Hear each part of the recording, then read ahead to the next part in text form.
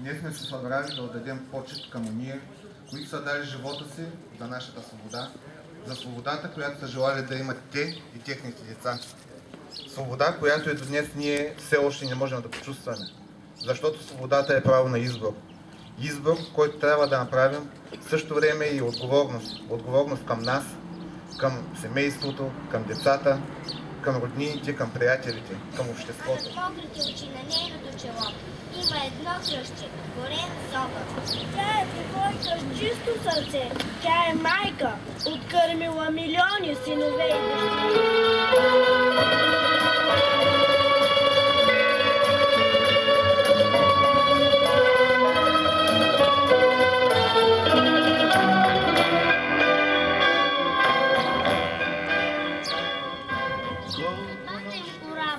Вън странджарските ни гори, да ходят боси по жарава, научи твоите дъщери. Това и до днеска, от миналото тъмен дар, е вечната ни участ тежка, танц нестинарски върху жар.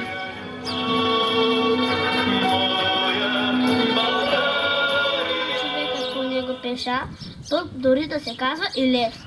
Как би минал по него с раздадена кръв?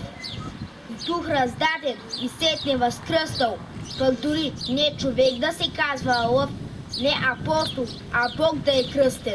Две следи в снега, в най-чистия сняг, от въжето до всички години.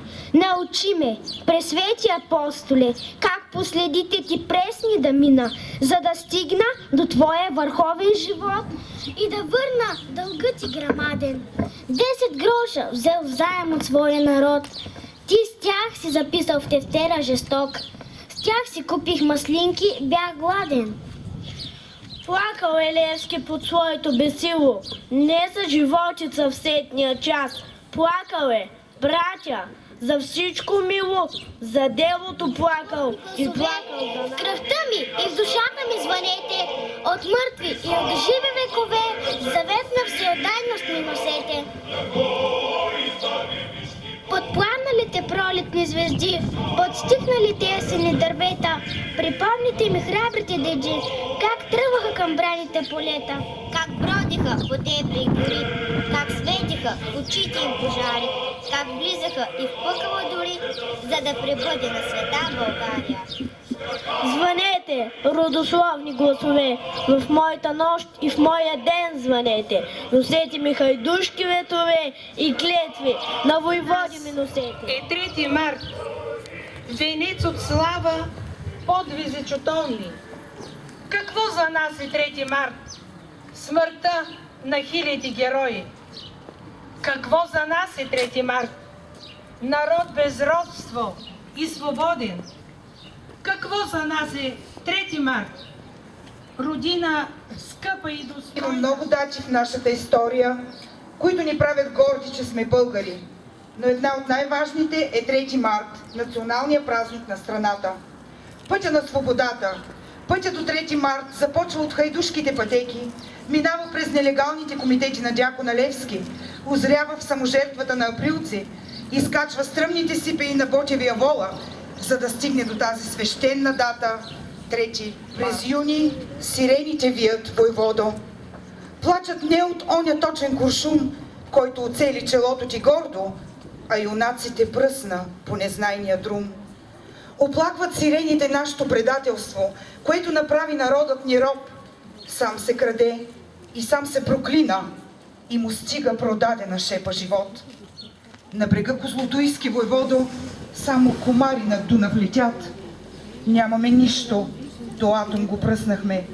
Уж свестните днес наркотично си спят.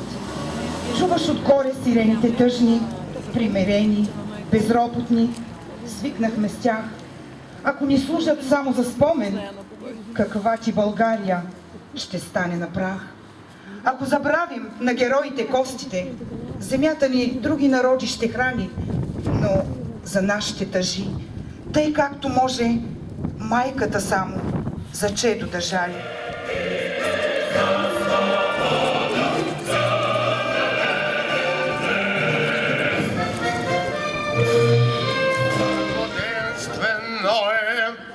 и мирное житие, здравие же и спасение, над враги же победу и одоление, и во всем благое поспешение подашь, Господи, благочестивому и православному болгарскому народу, и сохрани